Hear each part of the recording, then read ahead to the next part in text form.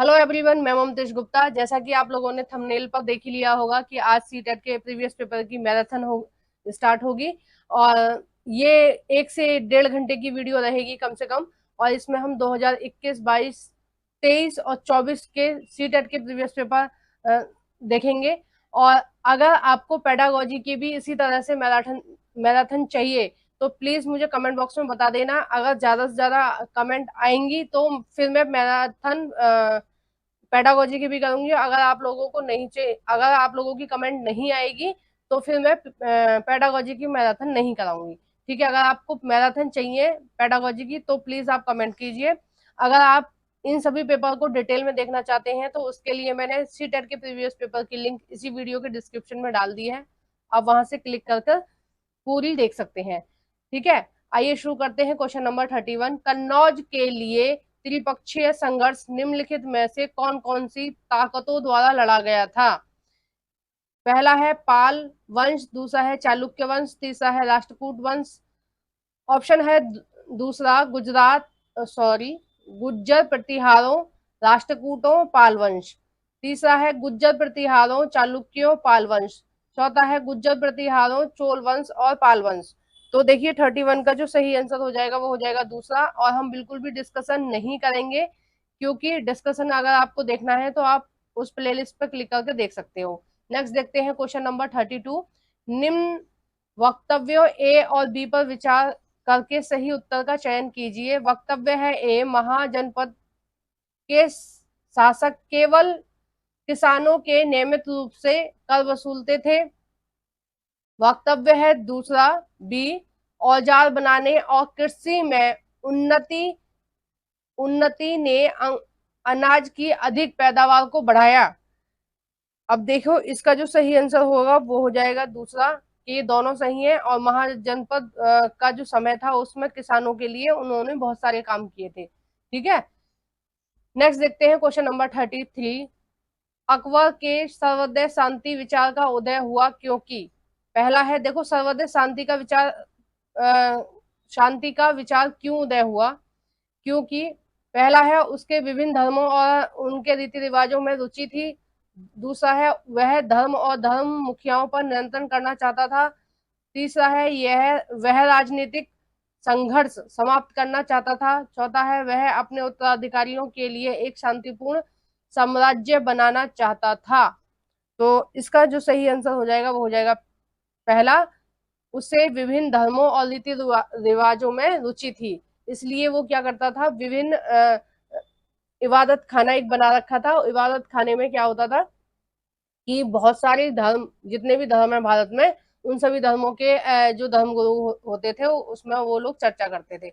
आइए नेक्स्ट देखते हैं क्वेश्चन नंबर 34, मुगल साम्राज्य की स्थिरता का आधार था? क्या कारण था जो मुगल साम्राज्य इतनी दिन तक स्थिर रहा?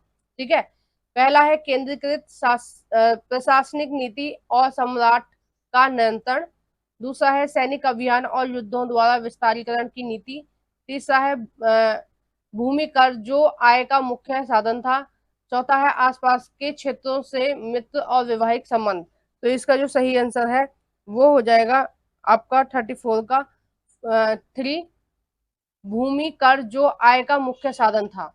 ठीक है, यानी कि किसानों पर जो टैक्स लगाया जाता था वो मुख्य साधन था और उसकी वजह से ही काफी ठीक ठाक उनको लगान मिल जाता था, उससे उनके जो साम्राज्य था वो फलता फूलता रहा। नेक्स्ट देखेंगे 35, तुलसीदास की रामचरितमानस डैश भाषा में लिखी गई है? पहला है संस्कृत, दूसरा है हिंदुस्तानी, तीसरा है ब्रज भाषा, चौथा है अवधी। तो इसका जो सही आंसर हो जाएगा वो हो जाएगा अवधी। अवध भाषा में लिखी गई है रामचरितमानस। ठीक है, बिहार के आसपास के जो इलाके हैं वहां पर अवधी भाषा बोली जाती है। क्वेश्चन नंबर 36, वे बौद्धों और जैनों के कट्टू आलोचक थे और शिव और विष्णु के प्रति सच्चे प्रेम के मुक्ति का मार्ग बताते थे। पहला है नैनार और अलवर संत, दूसरा है शंकर और रामानुज, तीसरा है अल्लमा प्रभु और अकमहादेवी, चौथा है सिद्ध और योगी। तो इसका जो सही आंसर हो जाएगा वो हो जाएगा नैनार और अलवर संत। नैनार यानी कि शिव भक्त थे नैनार, अलवर संत जो थे वैष्णु धर्म से रिलेटेड है संत। ठीक है, और जो अलवर है विष्णु धर्म से रिलेटेड है, मतलब ये भगवान श्री कृष्ण के उपासक हैं, और जो नैनार हैं वो शैव धर्म के उपासक हैं। ठीक है। क्वेश्चन नंबर 37, गौड़ जनजाति आज के समय में कौन से राज्यों में बहुसंख्या में फैली हुई है? पहला है छत्तीसगढ़, दूसरा है महाराष्ट्र और आंध्र प्रदेश। ठीक है। ऑप्शन है दूसरा छत्तीसगढ़, केरल, उत्तर प्रदेश। ऑप्शन है तीसरा छत्तीसगढ़, बिहार, पश्चिम बंगाल। चौथा है ऑप्शन छत्तीसगढ़, उड़ीसा और कर्नाटक। तो देखिए इसका जो सही आंसर हो जाएगा, जो गौड़ जनजाति है वो दक्षिण भारत में फैली हुई है। ठीक है। और महाराष्ट्र के आसपास के इलाकों में फैली हुई है।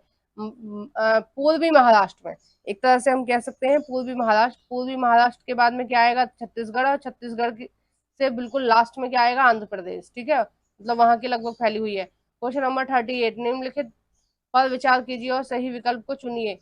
ए है ऑप्शन, बहुत से आदिवासी समूह बाजार और व्यापारियों को अपने शत्रु की तरह समझते थे।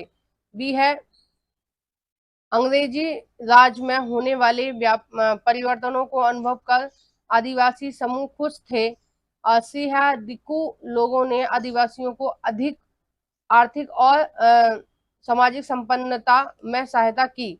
तो देखिए इस 38 का जो सही आंसर हो जाएगा आपका, वो हो जाएगा पहला, केवल पहला सही है। जो आदिवासी समाज के लोग थे वो क्या समझते थे? व्यापारियों को शत्रु समझते थे। और दिक्कुआ एक शब्द का प्रयोग किया गया है एनसीईआरटी में, उसका मतलब है, दिक्कू का मतलब होता है बाहरी लोग, जो जंगल के लोग नहीं थे। बाहरी लोग कौन से?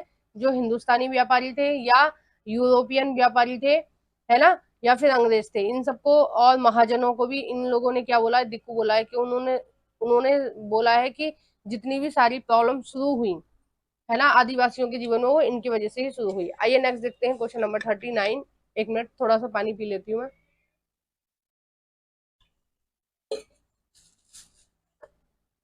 क्वेश्चन नंबर 39, सतनामी आंदोलन का गठन किसकी सामाजिक स्थिति को सुधारने के लिए किया गया था? सतनामी, पहला है पूर्वी भारत में मजदूरी करने वाले समूहों के लिए। दूसरा है उत्तरी भारत में होने वाले जाति भेदभाव के लिए। तीसरा है मध्य भारत पर चमड़े का काम करने वाले समूहों के लिए। चौथा है पश्चिम भारत के मैला सफाई करने वाले समूहों के लिए। तो 39 का जो सही आंसर हो जाएगा वो हो जाएगा तीसरा, और ये था मध्य भारत। मध्य भारत में यानी आप मान लीजिए मध्य प्रदेश के आसपास वाले इलाकों में चमड़े के काम करने वाले समूहों के लिए किया गया था, और ये शुरू किया था घासीदास जी ने। ठीक है। नेक्स्ट देखते हैं क्वेश्चन नंबर 14, निम्नलिखित में से कौन से आंदोलन जाति उन्मूलन के विरुद्ध स्पष्ट रूप से अपने प्रभाव के क्षेत्र से मेल खाते हैं? यानी कि ये तो है आंदोलन जाति सुधार आंदोलन। ठीक है। और ये है आपके प्रदेश। तो देखिए कौन सा किस प्रदेश से रिलेटेड है? सतनामी आंदोलन। ठीक है। ये कहाँ था? ये था आपका पंजाब में। देखो इसमें इन्होंने पूछा है कौन सा मेल खाता है। ठीक है, मेल खाता है यानी कि जो सही है वो हमें देखना है।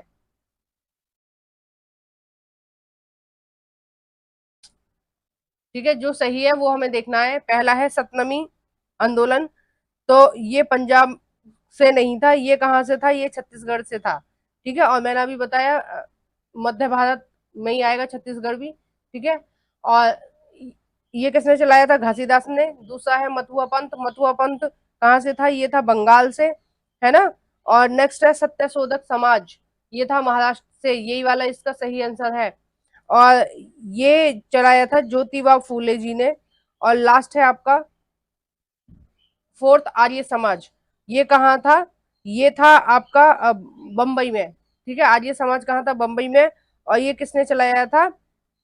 ये चलाया था आपका ये आप कमेंट बॉक्स में बताइए। ठीक है, सारा कुछ मैं नहीं बता रही हूँ, आप थोड़ा सा कमेंट बॉक्स में बताइए। क्वेश्चन नंबर 41, निम्नलिखित में से कौन से दावे जाति विरोधी समाज सुधारक से सही रूप से मेल खाते हैं? ए है, निम्न जातियां द्रविड़ संस्कृति की वास्तविक समर्थक हैं, घासीदास। ठीक है, घासीदास जी ने बोला है क्या ये? बी है, जाति के आधार पर लोगों के में भेदभाव नहीं करना चाहिए क्योंकि संपूर्ण मानव जाति एक ही जाति से संबंधित रखती है, श्री नारायण प्रभु। ठीक है। सी है, शुद्ध और अतिशुद्धों में जाति भेदभाव को एकजुट होकर चुनौती देनी चाहिए, ज्योतिबा फूले। तो इसका जो 41 का जो सही आंसर हो जाएगा वो हो जाएगा बी और सी दोनों सही हैं। ठीक है, बी और सी दोनों सही हैं। ऑप्शन नंबर 2 इसका सही आंसर हो जाएगा। नेक्स्ट देखते हैं क्वेश्चन नंबर 42। औपनिवेशिक भारत में प्रशासन के भारतीयकरण की मांग के विषय में कौन सा या कौन से वक्तव्य सही है? औपनिवेशिक भारत के शासनकाल, यानी कि जब अंग्रेज हमारे ऊपर शासन कर रहे थे अ, तब की बात चल रही है। ठीक है, तो उस समय किस तरह से प्रशासन था? पहला है ए, अधिकांश नौकरियों पर अंग्रेजों का एकाधिकार था। ठीक है, बिल्कुल सही है, ज्यादातर जो बड़ी बड़ी नौकरियां थी उन पर अंग्रेज थे। बी है, इसके द्वारा आशा की गई कि धन का बहाव इंग्लैंड की ओर से रोका जा सकेगा। है ना, तो ये भी बात सही है कि जो भारतीय किस चीज की मांग कर रहे थे कि मतलब जो रोजगार है वो हमको ज्यादा मिले, यानी कि भारतीयों को ज्यादा मिले, अंग्रेजों को कम मिले। सी है, इसके द्वारा आशा की गई कि यह भारतीयों के लिए इंग्लैंड से अधिक रोजगार के अवसर प्रदान करेगा। तो ये वाला ऑप्शन गलत हो जाएगा, ए और बी सही है। ठीक है, नेक्स्ट देखते हैं क्वेश्चन नंबर 43। रॉलेट सत्याग्रह के विषय में इन वक्तव्यों पर विचार कीजिए और उचित विकल्प बताइए। ए है, रॉलेट एक्ट के विरुद्ध सत्याग्रह के लिए गांधी जी ने वर्ष 1919 में घोषणा की। ठीक है, तो ये वाला ऑप्शन सही है। बी है, इस एक्ट के द्वारा पुलिस की शक्तियां बढ़ गई थी। वहीं एक एक्ट आम आदमी के मौलिक अधिकारों को सशक्त कर रहा था। ठीक है, तो ये वाला गलत है, सशक्त नहीं कर रहा था, कमजोर कर रहा था। क्योंकि रॉलेट एक्ट क्या था कि किसी भी व्यक्ति पर अगर पुलिस को शक है या अंग्रेज सरकार को शक है तो वो क्या कर सकती है, उसको बिना एफआईआर दर्ज करे या बिना उसको नोटिस दिए, वारंट नोटिस दिए, उसको गिरफ्तार करके और अनिश्चित काल तक जेल में रख सकती है। ठीक है, तो अधिकार छीने जा रहे थे रॉलेट एक्ट के तहत। सी है, 6 अप्रैल 1919 को अपमान और याचिका दिवस के रूप में बनाया गया। तो ये बिल्कुल सही है। ठीक है, और इससे ही संबंधित है जलियांवाला हत्याकांड, क्योंकि उस समय जो चर्चा चल रही थी वो रॉलेट एक्ट पे ही चल रही थी। ठीक है, जिस समय अंग्रेजों ने जलियांवाले बाग में गोलियां चलाई थी। नेक्स्ट देखते हैं क्वेश्चन नंबर 44। आप क्यों सोचते हैं कि मीराबाई जैसी गांधीवादी पंचवर्षीय योजना में में विज्ञान और मशीनरी पर बल की आलोचक थी? यानी कि मीराबाई जो थी वो बिल्कुल गांधीवादी विचार जैसी थी, मतलब जैसे गांधी जी सोचते थे बिल्कुल वैसे ही सोचती थी। इसलिए उन्होंने क्या किया था, विज्ञान का और मशीनरी का विरोध किया था। जब हमारा देश आजाद हुआ तो पंचवर्षीय योजना लागू हुई हमारे देश में, यानी कि 5 वर्ष का प्लान बना के रख लिया जाता था कि 5 वर्ष में इतना विकास करना है। ठीक है, तो उसका उन्होंने विरोध किया था, किसने, मीराबाई ने। अब क्यों किया था ये हम देखते हैं। पहला है, इसे लघु उद्योग पर नकारात्मक प्रभाव पड़ेगा और वह घट जाएंगे। दूसरा है, इससे पर्यावरण खतरों के कारण मानव जीवन पर दुर्गम प्रभाव पड़ेगा। है ना। तीसरा है, इससे किसानों की संख्या में कमी आएगी क्योंकि नए किसान कारखानों में काम करने के लिए चयन करेंगे। और चौथा है, इससे श्रम की आवश्यकता में कमी आएगी क्योंकि मशीनें किसानों की जगह ले लेंगी। तो इसका जो देखो सही आंसर हो जाएगा 44 का, वो हो जाएगा दूसरा, कि इससे पर्यावरण खतरों के कारण मानव जीवन पर दुर्गम प्रभाव पड़ेगा। उनको ऐसा लग रहा था कि ये बहुत ज्यादा मशीनीकरण का हम प्रयोग करेंगे तो हमारी जो वातावरण है वो पूरी तरह से खराब हो जाएगा। क्वेश्चन नंबर 45, निम्नलिखित कथनों में से मानचित्र के संदर्भ में कौन सा कथन सही है? मानचित्र के संबंध में कौन सा सही है वो हमें देखना है। पहला है, मानचित्र मानचित्र के 3 घटक हैं, दूरी, समय और चिन्ह, यानी कि प्रतीक। ठीक है, तो इसका जो ये वाला ऑप्शन है ये गलत हो जाएगा क्योंकि समय नहीं है। ठीक है, समय नहीं होता है मानचित्र में कहीं भी। समय के लिए कोई चिन्ह नहीं है या किसी तरह से समय को नहीं दर्शाया जाता है। दूरी होती है, प्रतीक होते हैं। ठीक है, और दिशा होती है, दिशाएं बताई जाती हैं कि उत्तर दक्षिण में ये है ये है। बी है, जब बड़े क्षेत्रफल वाले भाग जैसे महाद्वीप या देशों को कागज पर दिखाना होता है तब हम छोटे पैमाने वाले मानचित्र का प्रयोग करते हैं। जब हम बड़ी चीज को छोटे पे दिखाएंगे तो छोटे पैमाने का प्रयोग करेंगे, है ना। ये बिल्कुल सही है ऑप्शन सी है। जब एक छोटे क्षेत्रफल वाले भाग जैसे गांव या हर कस्बे को कागज पर दिखाना होता है तब हम बड़े पैमाने वाले मानचित्र का प्रयोग करेंगे। देखो ये उल्टा क्यों लिखा हुआ है, इसका मतलब ये है, देखो A4 साइज की शीट है, ठीक है। मान लीजिए ये पूरी स्क्रीन है जिसपे आप मेरी वीडियो को देख रहे हैं। इस स्क्रीन पे आप पूरा वर्ल्ड मैप दिखाएंगे और आप केवल अपने शहर का नक्शा दिखाएंगे, दोनों नक्शे दिखाएंगे एक ही स्क्रीन पे, ठीक है। तो वर्ल्ड मैप में दिखाएंगे तो आप कैसे पैमाने का यूज करेंगे, छोटे पैमाने का, ताकि पूरी दुनिया एक ही स्क्रीन पे आ जाए, ठीक है। और वहीं आप केवल अपने शहर को इस मैप पे इस स्क्रीन पे दिखा रहे हैं तो आप कैसे यूज करेंगे पैमाने का, बड़े पैमाने का, ठीक है। अगर वर्ल्ड मैप में देखेंगे तो आपका शहर दिखेगा ही नहीं ना, और आप इतनी छोटी चीज को इस स्क्रीन पर दर्शा रहे हो तो कैसे पैमाने का यूज होगा, बड़े वाले का। तो बी और सी इसके सही हो जाएंगे। नेक्स्ट देखते हैं क्वेश्चन नंबर 46। निम्नलिखित लक्षणों के आधार पर महाद्वीपों की पहचान कीजिए। ये दो विशेषता दे रखी है और आपको बताना कौन सा महाद्वीप है ये। पहला है विषुववृत्त के महाद्वीप के लगभग मध्य से होकर गुजरता है। दूसरा है इस महाद्वीप का बहुत बड़ा हिस्सा उत्तरी गोलार्ध में स्थित है। तो एकमात्र ऐसा कौन सा महाद्वीप है जिसमें से तीनों रेखाएं गुजरती हैं, वो है अफ्रीका महाद्वीप, ठीक है।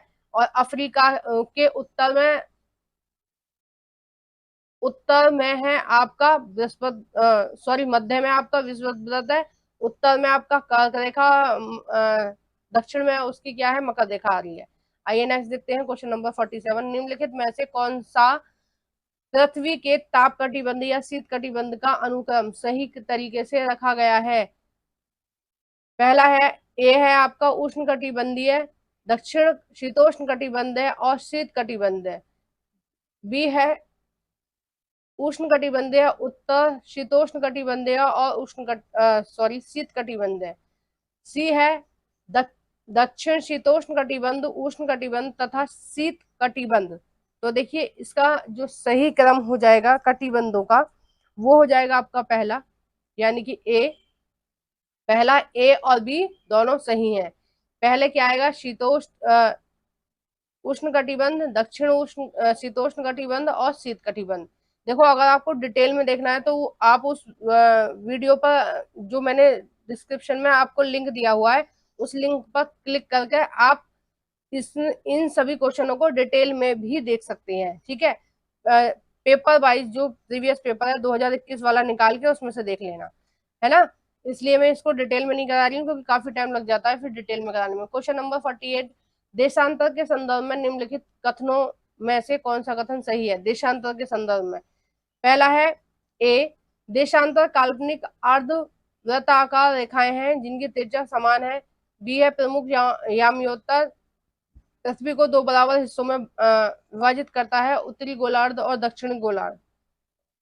सी है 180 डिग्री पूर्व और एवं 180 डिग्री पश्चिम यामयोत्तर ग्लोब पर एक दूसरे के विपरीत है, ठीक है। डी है देशांतरीय यामयोत्तरों के बीच की दूरी ध्रुवों की तरफ बढ़ने पर घटती है और ध्रुवों पर शून्य हो जाती है, ठीक है। तो इसका जो सही आंसर हो जाएगा 48 का वो हो जाएगा आपका ए और डी आपके सही है। ये वाला सही है कि ये काल्पनिक रेखा कैसी है, अर्धवृत्ताकार है। और ये वाला सही है कि जो ध्रुवों की तरफ जाएंगी देशांतर तो क्या होगा जाएगा, उनकी जो वो है घटती चली जाएगी, है ना। और देशांतरों की सबसे ज्यादा चौड़ाई कहाँ होती है, ये आप देशांतरों की जो सबसे ज्यादा चौड़ाई होती है वो होती है आपकी भूमध्य रेखा पर, ठीक है। विषुववृत्त पर सबसे ज्यादा चौड़े होते हैं देशांतर। नेक्स्ट देखते हैं क्वेश्चन नंबर 49। निम्न कथनों पर ए और बी पर विचार कीजिए तथा सही विकल्प का चयन कीजिए। कथन है ए, हरे पौधे CO2 का प्रयोग करके अपना भोजन तैयार करते हैं। कारण है बी, CO2 की मात्रा जितनी अधिक होगी पृथ्वी पर उतना ही अधिक जंगल होगा, ठीक है। तो इसका जो सही आंसर होगा वो केवल ए होगा। CO2 की मात्रा से ऐसा नहीं है कि CO2 की मात्रा ज्यादा होगी तो जंगल अधिक होगा, ठीक है। ये जो चीज है वो गलत है। क्योंकि जंगल होने के लिए कई सारी चीजों की जरूरत होती है, पानी की, हवा की, ठीक है, नमी की, और वातावरण में नमी होनी चाहिए, और जो मिट्टी है वो अच्छी होनी चाहिए, है ना, मिट्टी पुरानी होनी चाहिए। तो इसका जो सही आंसर हो जाएगा वो हो जाएगा तीसरा, ए सही है और बी गलत है। नेक्स्ट देखते हैं क्वेश्चन नंबर 50। भूकंप की तीव्रता रेक्टर स्केल पर मापी जाती है। रेक्टर पैमाने पर कौन सा मान या उससे अधिक वस्तुओं के गिरने से क्षति पहुंचती है? पहला है 4.0, दूसरा है 5.0। तो इसका जो सही आंसर है वो यही हो जाएगा। नेक्स्ट देखते हैं क्वेश्चन नंबर 51। आप जिस तापमान का अनुभव करते हैं वह वायु में मौजूद ताप व शीतलता ही होती है, किसी स्थान का तापमान निर्भर करता है। मेन जो क्वेश्चन है वो ये है, किसी स्थान का तापमान निर्भर करता है, किस चीज पर वहां का तापमान निर्भर करता है? ए है स्थान के अक्षांश, जो ऊपर वाले देखो, ये मान लीजिए आपकी पृथ्वी है, जल्दी से मैं बता देती हूँ, ये आपकी पृथ्वी है, ये आपकी भूमध्य रेखा है, तो जितने भी भूमध्य रेखा से ऊपर की तरफ जाएंगे, ठीक है, उतने ही क्या मिलेगी आपको? ठंड मिलेगी। और नीचे की तरफ जाएंगे वहां भी ठंड मिलेगी। और भूमध्य रेखा के आसपास के जो इलाके होंगे वो अक्षांश कैसे होंगे? गर्म। तो बिल्कुल सही बात है, ए। बी है स्थान की ऊंचाई पर समुद्र तल से, यानी कि समुद्र तल से वो स्थान कितना ऊंचा, अगर समुद्र तल से ज्यादा ऊंचा होगा तो क्या होगा? वहां पर ठंड पड़ेगी। तो बी वाला भी आपका सही हो जाएगा, ठीक है। आइए नेक्स्ट देखते हैं। सी, स्थान के देशांतर। देखो देशांतर से कोई मतलब नहीं है, देशांतर का मतलब होता है जो इस तरह से काल्पनिक रेखाएं, ठीक है, ऊपर से नीचे की तरफ जो खींची गई हैं उनसे कोई फर्क नहीं पड़ता है तापमान का, है ना। नेक्स्ट है आपका डी, गर्म और ठंडी महासागरीय जलधाराओं की उपस्थिति पर। तो बिल्कुल सही है कि महासागरीय जलधाराएं, सॉरी ये वाला ऑप्शन नहीं, ये वाला है दूसरा, ठीक है। महासागर की जो जलधाराएं हैं वो गर्म कहाँ होंगी? भूमध्य रेखा के आसपास। और ठंडी कहाँ होंगी? ध्रुवों पर। तो इसका भी प्रभाव पड़ता है। आइए नेक्स्ट देखते हैं क्वेश्चन नंबर 52। निम्नलिखित कथनों पर विचार कीजिए तथा सही विकल्प का चुनाव कीजिए। ए है पृथ्वी द्वारा प्राप्त सौर विकिरण से पृथ्वी की सतह गर्म हो जाती है। बी है पृथ्वी स्वयं गर्म होने के बाद एक विकिरण पिंड बन जाती है। सी है नाइट्रोजन पृथ्वी द्वारा विकृत ऊष्मा को रोक लेता है। देखो नाइट्रोजन नहीं रोकता है, कौन सा रोकता है? कार्बन डाइऑक्साइड, ग्रीन हाउस गैसें, नाइट्रस ऑक्साइड और क्लोरोफ्लोरो, ये जो तीन चार है, और मेथेन, ये जो तीन चार मैंने गैसों के नाम लिए हैं ये सभी रुकती हैं, लेकिन नाइट्रोजन नहीं रुकती है, तथा पृथ्वी के तापमान को बनाए रखने में सहायता करती है। तो इसका जो सही आंसर हो जाएगा, ए और बी दोनों सही हैं, लेकिन सी गलत है। सी क्यों गलत है वो मैंने आपको बता दिया। Question number 53। जब कपड़े सूखने में काफी टाइम लगता है और हमारे शरीर का पसीना आसानी से नहीं सूखता है, तब निम्न में से किसकी सहायता से इसका बेहतर समझा जा सकता है? देखो ये जो महीना होता है ये होता है आपका जुलाई अगस्त का, ठीक है। जुलाई अगस्त में क्या होता है? बारिश का मौसम होता है, धूप निकलती है, बारिश का मौसम होता है, धूप निकलती है। तो उस समय क्या हो जाता है? उमस हो जाती है, आर्द्रता हो जाती है एटमोस्फेयर में, यानी कि मॉइस्चर बहुत ज्यादा हो जाता है उस समय। ना तो हमारा पसीना सूख पाता है और ना ही जल्दी से कपड़े सूख पाते हैं। यानी कि जो बारिश का समय होता है उसको बोला गया है आर्द्रता, ठीक है, यानी कि वातावरण में मॉइस्चर। Question number 54। निम्नलिखित का मिलान कीजिए तथा सही विकल्प का चयन कीजिए। ए है उष्ण कटिबंधीय वर्षावन, ये किससे संबंधित है? देखो मैं जल्दी जल्दी से मिलान कर देती हूँ, डिटेल में जाएंगे तो देर हो जाएगी फिर, ठीक है। उष्ण कटिबंधीय वर्षावन कहाँ पाए जाते हैं हमारे देश में? पश्चिमी घाट पर पाए जाते हैं, ठीक है, पश्चिमी घाट के पश्चिमी ढाल पर। और ये मैंने मैप से भी बहुत अच्छे से समझाया था। बी है उष्ण कटिबंधीय पर्णपाती वन, पर्णपाती वन आपके कहाँ पर पाए जाते हैं? पूर्वी ढाल पर, ठीक है। पूर्वी ढाल पर क्यों पाए जाते हैं? क्योंकि वहां बहुत ज्यादा बारिश नहीं होती है, क्योंकि वो छाया वृष्टि में आ गए ना पहाड़ियां, इसलिए। सिया कटीली झाड़ियां, ये तो सबको ही पता है, राजस्थान। मैंग्रोव वन, ये भी सबको ही पता है, सुंदरवन, ठीक है। सुंदरवन क्या है? डेल्टा में, डेल्टा के जंगलों को सुंदरवन बोलते हैं, क्योंकि वहां पर सुंदरी नाम का एक वृक्ष पाया जाता है, ठीक है। तो उस वृक्ष के नाम पर ही सुंदरवन का डेल्टा। और सबसे प्रसिद्ध सुंदरवन का जो डेल्टा है वो कहाँ है? वो भारत और आपका बांग्लादेश में है। और जो नदियां हैं वो गंगा और ब्रह्मपुत्र नदी है, ठीक है। तो आंसर इसका मिलान कर लेना अगर आपको चाहिए तो पॉज करके। देखो आगे के जो क्वेश्चन है हम नेक्स्ट देखते हैं अभी। क्वेश्चन नंबर 56, निम्नलिखित में से कौन सा यसे प्रवासी को प्रभावित करने वाले अपकर्षण कारक है? ए है कार्य हेतु अच्छे अवसर, बी है बेहतर स्वास्थ्य सेवाएं, सी है गरीबी और डी है उच्च आय। देखो अपकर्षण यानी कि उनको आकर्षण माने उनको खींच रहा है कोई स्थान की भाई यहाँ पर रहो, यहाँ पर बहुत सारी सुविधाएं। अपकर्षण माने उस जगह को लोग छोड़कर जा रहे हैं। क्यों जा रहे हैं? क्योंकि वहां पर उनको सुविधाएं नहीं मिल रही हैं। ठीक है, तो इसका जो सही आंसर हो जाएगा वो हो जाएगा दूसरा। नेक्स्ट देखते हैं हम। आइए अब स्टार्ट करते हैं 2024 वाला। ठीक है, जो बाकी के क्वेश्चन रह गए हैं 2021 में वो पेडागोजी से संबंधित है, वो हम नहीं डिस्कस करेंगे। अगर आपको चाहिए तो आप पेडागोजी के क्वेश्चन तो आप कमेंट बॉक्स में बताइए, मैं नेक्स्ट मैराथन आपकी इन तीनों ही पेपर की पेडागोजी की भी बना दूंगी। ठीक है, आइए देखते हैं, शुरू करते हैं क्वेश्चन नंबर 31 से। 2022 वाला पेपर।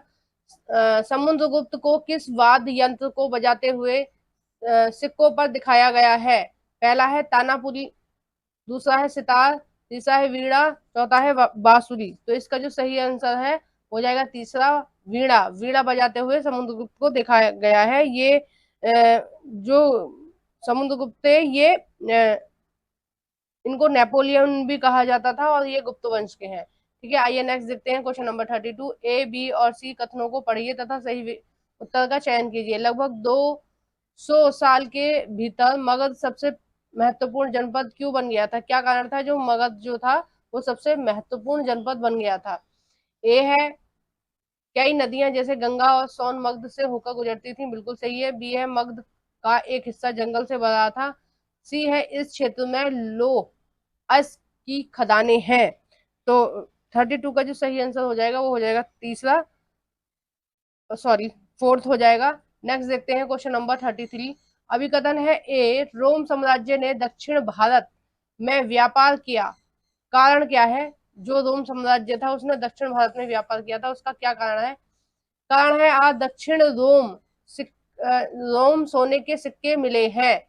तो इसका जो सही आंसर हो जाएगा वो हो जाएगा पहला, कि ये दोनों अभिकथन भी सही है और कारण भी सही है कि जो हड़प्पा सभ्यता है उसमें दक्षिण भारत से क्या मिले हैं? रोम के सोने के सिक्के मिले हैं। इससे ये पता चलता है कि जो रोम था वो पहले भारत से व्यापार करता था। नेक्स्ट देखते हैं क्वेश्चन नंबर 34। निम्नलिखित में से कौन सा मध्यकालीन काल के वाणिज्य शहर का लक्ष्य या रूपक है? यानी कि लक्षण है या रूपक है, यानी कि मध्यकाल में किस तरह से वाणिज्यिक शहर मिलते थे? वाणिज्यिक शहर का मतलब जो व्यापारिक केंद्र होते थे। ठीक है, यानी कि यहाँ पर क्रेता विक्रेता होते थे, यानी कि बेचने वाले और खरीदने वाले होते थे। ठीक है, एक तरह से जो मार्केट जहाँ पर होती थी बड़ी बड़ी, उसके उसका जो लक्षण है वो कौन सा है? पहला है मंदिर अर्थव्यवस्था एवं समाज दोनों ही महत्वपूर्ण होता था। दूसरा है यह राजाओं की राजधानी होता था। तीसरा है वह समानतः मंडिपिका होता था। चौथा है पुरोहित एवं तीर्थ यात्री वहां के नागरिक और यात्रियों की मुख्य संरचना या योजना बनाते थे। तो इसका जो सही आंसर हो जाएगा वो हो जाएगा तीसरा। वहां समानतः क्या होती थी? मंडिपिका होती थी। मंडिपिका यानी मंडी। ठीक है, अगर आप छोटे शहर से हैं तो आप जान पा रहे होंगे कि मंडी का क्या मतलब होता है, जहां पर आप वस्तुएं खरीदने जाते हैं। ठीक है, नेक्स्ट देखते हैं क्वेश्चन नंबर 35।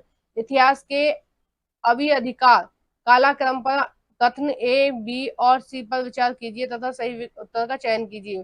पहला है ए, बी और सी सभी सही है।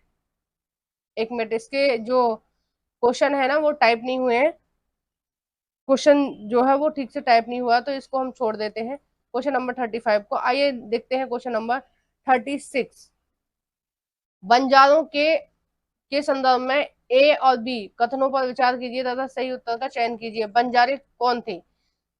ए है बंजारे लोग सबसे महत्वपूर्ण व्यापारी या खानाबदोश थे। बी है अलाउद्दीन खिलजी ने बंजारों से नगर से बंजारों तक अनाज को पहुंचाने का काम करवाया था। तो 36 का जो सही आंसर हो जाएगा वो हो जाएगा आपका ए और बी दोनों सही है कि अलाउद्दीन खिलजी ने क्या किया था कि बंजारे क्या करते थे, एक स्थान से दूसरे स्थान सामान को ले जाते हुए घूमते थे। ठीक है, मतलब बेचते हुए घूमते थे, जैसे गली गली गांव गांव बेचते हैं। ठीक है, जो बंजारे होते हैं मतलब जनजाति के जो लोग होते हैं ना, जो जनजातीय समूह के एसटी, बहुत सारी जनजातियां ऐसी थी जो उनका काम ही ये था कि एक स्थान से दूसरे स्थान सामान बेचते हुए जाती थी। तो अलाउद्दीन खिलजी ने क्या किया, इन बंजारों को बोला कि भाई तुम क्या करो, एक स्थान से दूसरे स्थान सामान मत बेचो, जो सामान आप कलेक्ट करते हो जंगल से वो सारा सामान कहाँ बेचना है, आपको मार्केट में बेचना है। ठीक है, ताकि जो अनाज है या कोई दूसरी चीज है वो जब मार्केट में आएंगी और लोग क्या करेंगे, मार्केट से खरीदने आएंगे, तो एक तरह से क्या बन जाएगी, मार्केट समृद्ध हो जाएगी। ठीक है, ये काम किसने किया था, अलाउद्दीन खिलजी ने किया था। क्वेश्चन नंबर 37, 17वीं शताब्दी तक अनेक यूरोपीय औपनिवेशों औपनिवेशकों ने नील की खेती करना आरंभ कर दिया था। औपनिवेश यानी कि जो यूरोप के जो व्यापारी थे, ठीक है, उन्होंने क्या किया था, वो हमारे यहाँ भारत में और बाकी और मतलब भारत में बहुत सारी कंपनी आई जो क्या कर रही थी, नील की खेती कर रही थी। अब देखिए कौन से लोग कहाँ के थे। पहला है फ्रांसीसी। देखो नील की क्रांति के नाम से बहुत फेमस एक चैप्टर भी है 8th क्लास की हिस्ट्री एनसीईआरटी में, उसको आप देख लेना। पहला है फ्रांसीसी। फ्रांसीसी कहाँ पर खेती कर रहे थे नील की, वो कर रहे थे कैरिबियन द्वीप में। ठीक है, पुर्तगाली कहाँ कर रहे थे, बी है पुर्तगाली, पुर्तगाली कर रहे थे ब्राजील में। सी है आपका अंग्रेज, अंग्रेज कहाँ कर रहे थे, जैमिका। ठीक है, और डी है स्पेनिश, स्पेनिश कहाँ कर रहे थे, ये वेनिजुला में। ठीक है, 37 का जो सही आंसर हो जाएगा वो हो जाएगा पहला। ठीक है, नेक्स्ट देखते हैं क्वेश्चन नंबर 38। निम्नलिखित कथनों पर विचार कीजिए तथा सही विकल्प का चुनाव कीजिए। ए है गन्ना की निजी व्यवस्था के अंतर्गत बागान मालिक स्वयं अपनी जमीन में गन्ने का उत्पादन करते थे, ये गलत है। जो बागान मालिक थे वो गन्ने का उत्पादन नहीं करते थे, किसका करते थे, नील का करते थे। बी है निज खेती की व्यवस्था में बागान मालिक या तो जमीन खरीद लेते थे या दूसरे जमींदारों से जमीन भाड़े पर ले लेते थे और मजदूरों को काम पर लगाकर नील की खेती करवाते थे, बिल्कुल सही है। सी है आपका ऑप्शन, निज खेती व्यवस्था में बागान मालिक को बहुत सारे मजदूरों या बड़ी मात्रा या एवं बैलों की आवश्यकता पड़ती थी, तो ये भी बिल्कुल सही है। तो इसका जो सही आंसर हो जाएगा ये हो जाएगा बी और सी दोनों सही है। नेक्स्ट देखते हैं क्वेश्चन नंबर 39। राजा राम मोहन राय ने अपने लेखन में तर्क दिया और विश्वास उत्पन्न किया कि सती होने की अनुमति नहीं है, क्योंकि मतलब जो सती प्रथा है उस पर रोक किसने लगाई थी, राजा राम मोहन राय ने। राजा राम मोहन राय ने कौन सी विचारधारा के थे, ये थे ब्रह्म समाज की स्थापना की थी इन्होंने। ठीक है, इन्होंने सती प्रथा, बाल विवाह जैसी कुरीतियों का विरोध किया था। इन्होंने स्त्री शिक्षा को प्रमोट किया था कि भाई स्त्रियों को पढ़ाना चाहिए और इस तरह से ये सती प्रथा नहीं होनी चाहिए। सती प्रथा क्या होता है कि अगर किसी महिला का आदमी मर जाएगा तो उस महिला को उसके साथ ही आत्मदाह करना पड़ेगा, मतलब उसकी जलती हुई चिता पर कूदना पड़ेगा या फिर वो अलग से कहीं और चिता जलाकर उस पर बैठ सकती है। ठीक है, मतलब मरना ही है अगर आदमी मर गया तो इस चीज का उन्होंने अनुमति नहीं दी थी। और उन्होंने किस चीज का हवाला दिया था, उन्होंने बोला था ऑप्शन नंबर सेकंड इसका सही हो जाएगा, प्राचीन ग्रंथ का समर्थन नहीं करता। प्राचीन ग्रंथ इसका समर्थन नहीं करते, यानी कि ग्रंथ में कहीं भी ऐसा नहीं लिखा गया है, ग्रंथों में कहीं भी नहीं लिखा गया है कि जो अगर पुरुष की मृत्यु हो जाती है तो महिला उसके साथ सती हो।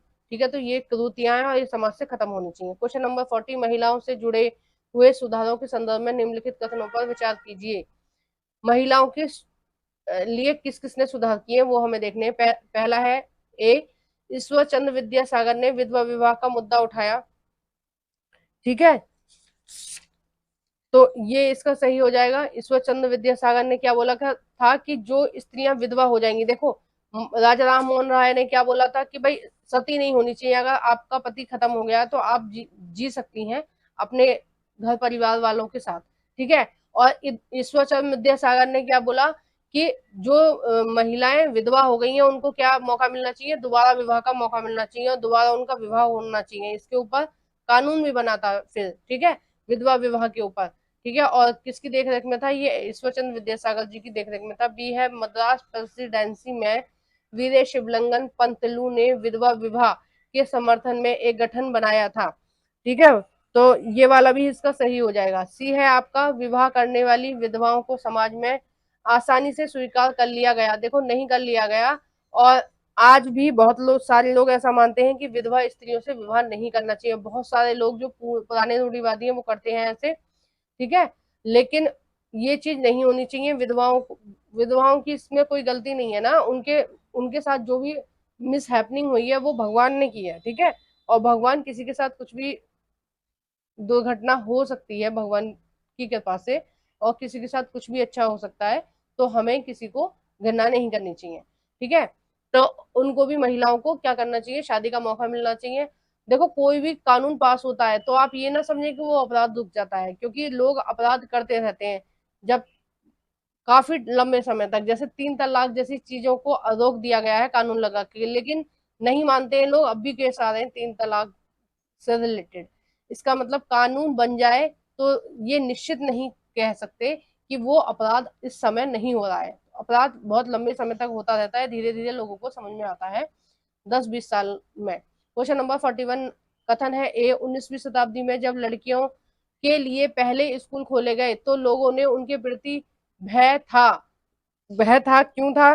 पहली बात तो इसलिए भय था कि जो मुस्लिम कुछ उपद्रवी लोग थे, वो क्या करते थे, महिलाओं को उठा के ले जाते थे, ठीक है। मेरी अम्मा भी स्कूल में पढ़ती थी, तो उनको भी 2nd क्लास के बाद में पढ़ने के लिए अवसर नहीं दिया गया, क्योंकि उनके गांव की एक लड़की को कुछ लोग उठा कर ले गए थे, ठीक है। दूसरा था, कुछ लोग ये सोचते थे कि लड़कियां पढ़ लिख जाएंगी तो वो अपनी चलाएंगी और घर में निभ नहीं पाएंगी, ठीक है, मतलब चूल्हा चौका नहीं करेंगी।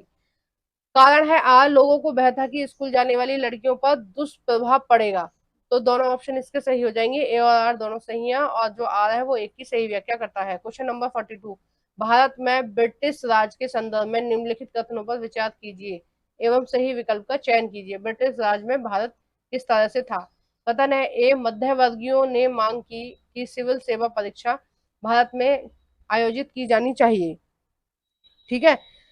तो ये बिल्कुल सही है। और लोग क्यों चाहते थे, क्योंकि पहले जो सिविल यानी कि आईएएस की जो परीक्षा थी वो इंग्लैंड में होती थी, और बहुत सारे लोग उसमें भाग नहीं ले पाते थे, क्योंकि इतना मतलब खर्चा भी तो चाहिए ना वहां तक जाने का। तो लोग क्या चाहते थे, जो भारतीय थे, कि जो आईएएस की परीक्षा है वो भारत में होनी चाहिए ताकि भारत के लोग भी इसमें भाग ले सकें। कारण है आर, इसकी यह महत्वपूर्ण मांग थी कि सरकार में भारतीयों की भी ऊंचे पद पर पद प्राप्त हो, ठीक है। जब पेपर यहाँ होगा तो पेपर बच्चे देंगे और भर्तियां भी फिर भारत के लोगों की होगी। नेक्स्ट देखते हैं क्वेश्चन नंबर 43। देखो इसका जो सही आंसर हो जाएगा वो पहला हो जाएगा, ए और आर दोनों सही हैं, और आर ए की सही व्याख्या करता है। क्वेश्चन नंबर 43, रॉलेट एक्ट सत्याग्रह के विषय में वक्तव्यों पर विचार कीजिए तथा सही विकल्प का चुनाव कीजिए। ए है, रॉलेट एक्ट द्वारा पुलिस की शक्तियां बढ़ गई थी और लोगों के लिए अधिकार कुचले गए थे, बिल्कुल सही है। ये पुलिस के लिए बहुत सही हो गया था कि उन्होंने क्या करा था अंग्रेजों ने रॉलेट एक्ट के तहत, कि अगर पुलिस को किसी भी आदमी पर शक है तो वो बिना एफआईआर करे या बिना उसको सूचना दिए, कोई भी बिना मुकदमा दर्ज किए, वो अनिश्चित काल तक उस व्यक्ति को जेल में रख सकती है, ठीक है। बी है, महात्मा गांधी, मोहम्मद अली जिन्ना और अन्य सभी का तर्क था कि सरकार को लोगों की मूल स्वतंत्रता सीमित करने का कोई अधिकार नहीं है। ये वाला भी सही आंसर। सी है, यद्यपि हिंदू और मुस्लिम रॉलेट एक्ट के विरोध में थे, फिर भी रॉलेट एक्ट सत्याग्रह अंग्रेजों के विरुद्ध में राष्ट्रवादी संघर्ष नहीं बन सका। तो 43 का जो सही आंसर हो जाएगा वो हो जाएगा ए और बी दोनों सही है। सी क्यों गलत है? क्योंकि वह संघर्ष बना था किनके लिए? अंग्रेजों के लिए, क्योंकि हिंदू मुस्लिम दोनों ने एकजुट होकर इस पर काम किया था, ठीक है। यही खूबसूरती है हमारे भारत की, कि हमारे भारत में बहुत सारे धर्म के लोग रहते हैं, लेकिन सभी लोग भारत को पहले रखते हैं और अपने धर्मों को पीछे रखते हैं, ठीक है। यानी कि हर धर्म के लोगों ने हमारे आजादी में अपना योगदान दिया था। क्वेश्चन नंबर 44, सरकारी शिक्षण संस्थानों में अध्ययन तथा सरकारी संस्थानों में नौकरी के अवसर में हेतु सहयोग हेतु किन आधारों को अपनाया जाना अपनाया जाता है? ए है जाति, बी है पारिवारिक, सी है लिंग और डी है व्यक्तिगत आय। तो क्वेश्चन नंबर 44 का जो सही आंसर हो जाएगा वो हो जाएगा ए और बी और सी तीनों सही हैं, जबकि व्यक्तिगत आय नहीं है। ठीक है, ए बी और सी तीनों सही हैं। आप लोग मुझे कमेंट बॉक्स में बताइए कि जो मैं डिटेल में पढ़ाती हूँ आपको क्वेश्चन आंसरों को, वो आपको वीडियो ज्यादा पसंद है या ये मैराथन आपको ज्यादा पसंद आई। तो दोनों में से आपको बताना है मेरे को कमेंट करके कि जो मैं धीरे धीरे आराम से आपको डिटेल में सारी चीजें समझा के कराती हूँ वो ज्यादा पसंद आता है या आपको मैराथन ज्यादा समझ में आई, ठीक है, या अच्छी लगी। तो आप प्लीज कमेंट बॉक्स में बताइए। और पेडागोजी की अगर आपको मैराथन चाहिए तो प्लीज आप कमेंट कीजिए। अगर आपके कमेंट आएंगे तब ही मैं आपको पेडागोजी की मैराथन दूंगी, अन्यथा मैं नहीं बनाऊंगी, क्योंकि मुझे लगेगा कि शायद आपको जरूरत ही नहीं है, क्योंकि कई बच्चे वो पेडागोजी नहीं पढ़ना चाहते हैं। क्वेश्चन नंबर 45, दिए गए कथन ए और बी को पढ़िए तथा सही उत्तर का चयन कीजिए। ए है पृथ्वी का खिंचाव बल और मंडल को बांधे रखता है।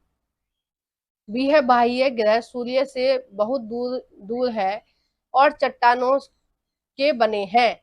ठीक है, मतलब जो बाह्य ग्रह हैं वो क्या है, सूर्य से बहुत दूर है और किसके बने हुए हैं, चट्टानों के बने हैं। तो बाह्य ग्रह किसके बने हुए हैं, गैस से बने हुए हैं। बाह्य ग्रह कौन से हैं,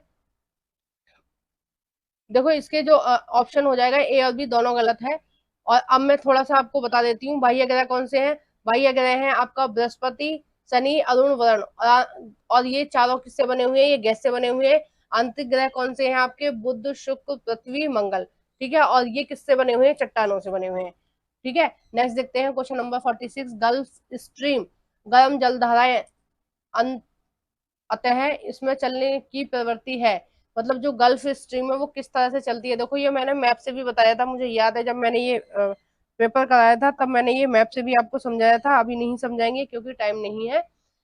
पहला है भूमध्य रेखा की ओर, दूसरा है ध्रुवों की ओर। अब देखो गल्फ स्ट्रीम कैसी धारा है, गर्म जल धारा है, और गर्म जल धारा कैसी चलती है, भूमध्य रेखा से ध्रुवों की तरफ। ठीक है, कैसा चलती है, भूमध्य रेखा से ध्रुवों की तरफ। नेक्स्ट देखते हैं क्वेश्चन नंबर 47, देशांतर के संबंध में निम्न दो कथनों पर विचार कीजिए। ए है सभी देशांतरीय यात्रियों की लंबाई समान होती है। ठीक है, तो ये बात बिल्कुल सही है, सबकी कैसी होती है, समान होती है। बी है प्रमुख याम्योत्तर का मान 180 डिग्री देशांतर है, गलत है। कितना है, 0 डिग्री देशांतर है। इसका जो सही आंसर हो जाएगा वो हो जाएगा ए सही है और बी गलत है। नेक्स्ट देखते हैं क्वेश्चन नंबर 48, निम्नलिखित कथनों ए बी और सी पर विचार कीजिए तथा सही विकल्प का चुनाव कीजिए। ए है विश्व के ताप कटिबंधों का वर्गीकरण अक्षांशों के आधार पर होता है, बिल्कुल सही है। ठीक है, कैसा होता है, ताप कटिबंधों का जो वो होता है वो अक्षांशों के आधार पर होता है। ये आपका 0 डिग्री है। ठीक है, इसके 23 डिग्री उत्तर में और दक्षिण में क्या है, उत्तर में कर्क रेखा है और यहाँ क्या मकर रेखा, और इस बीच वाले भाग को क्या बोलते हैं, उष्ण कटिबंध। इसके ऊपर क्या है, 66.5 डिग्री, 66.5 डिग्री जो रेखा है। ठीक है, साढ़े मतलब कर्क रेखा से और 66.5 डिग्री रेखा तक क्या है, उत्तर में और दक्षिण में ये हो गया आपका शीतोष्ण कटिबंध। ठीक है, दोनों तरफ, नॉर्थ साउथ में दोनों तरफ। ठीक है, उत्तर गोलार्ध में, दक्षिण गोलार्ध में, दोनों तरफ। और ऊपर की तरफ क्या है आपका 90 डिग्री अक्षांश, सॉरी 90 डिग्री आपका साउथ पोल और नॉर्थ पोल, यानी कि उत्तरी ध्रुव और दक्षिणी ध्रुव। तो आइए नेक्स्ट देखते हैं इसका। बी है उत्तरी और दक्षिण ध्रुवों को जोड़ने वाली काल्पनिक रेखा को अक्षांश कहते हैं, नहीं, क्या बोलते हैं, देशांतर। सी है सभी देशांतरों की लंबाई समान होती है, बिल्कुल सही। सभी देशांतरों की लंबाई कैसी होती है, समान होती है। तो इसका जो सही आंसर हो जाएगा ए और सी सही है। नेक्स्ट देखते हैं क्वेश्चन नंबर 48, भारत के भौगोलिक लक्षण, एक मिनट इसको इरेज करना पड़ेगा थोड़ा सा। भारत के भौगोलिक लक्षणों को पढ़ाते समय अध्यापिका ने छात्रों की विंध्य और सतपुड़ा श्रेणियों में बहने वाली नदियों को मानचित्र में चिन्हित किया है। निम्नलिखित में से कौन सी नदियां को वह चाहती है कि छात्र चिन्हित करें, यानी कि किन नदी, सीधे सीधे ये पूछ रहे हैं कि विंध्या की जो पहाड़ियां और सतपुड़ा की पहाड़ियां वहां से कौन सी नदी होकर गुजरती है। ठीक है, और मैं आपको सही सीक्वेंस बताती हूँ। देखो, पहले है विंध्या की पहाड़ियां, उसके बाद में है आपकी नर्मदा नदी, उसके बाद में है आपकी सतपुड़ा की पहाड़ियां, और उसके बाद क्या है, तापी नदी। ठीक है, इस क्रम को याद रखने ना बहुत पूछा जाता है, और ये भी पूछा जाता है आपके एग्जाम में कि नदियों के नाम दे दिए जाएंगे और पूछा जाएगा कौन सी नदी आपकी पूर्व से पश्चिम की तरफ बहती है। तो कौन सी बहती है पूर्व से पश्चिम की तरफ, नर्मदा और तापी नदी। ठीक है, और ये दोनों डेल्टा नहीं बनाती हैं, ये दोनों एस्ट्री बनाती हैं। नेक्स्ट देखते हैं क्वेश्चन नंबर 50। महासागरीय जलधाराओं के संदर्भ में निम्नलिखित निम्न दो कथनों पर विचार कीजिए तथा सही विकल्प का चुनाव कीजिए। महासागरीय जलधाराएं यानी कि महासागरों में जो जलधारा चल रही है उनके बारे में दो कथन दिए हुए हैं। ए है, जिस स्थान पर गर्म और ठंडी जलधाराएं मिलती हैं वह स्थान विश्व में सर्वोत्तम मत्स्य क्षेत्र माना जाता है। बिल्कुल सही है। और गल्फ स्ट्रीम और लैम्बिडोर कहाँ मिलती हैं, ये आपके उत्तरी अमेरिका में के पूर्वी छोर पर मिलती हैं। वहां भी क्या होता है, मछली पालन के लिए सर्व उपयोगी है, और जापान की जो स्थिति है वो भी सर्व उपयोगी है, क्योंकि वहां पे भी कई सारे ऐसे पॉइंट हैं जहां पर गर्म जलधाराएं और ठंडी जलधाराएं मिल रही हैं। ठीक है, बी है, जहां गर्म और ठंडी जलधाराएं मिलती हैं वह स्थान नौ संचालन में बाधा उत्पन्न करता है।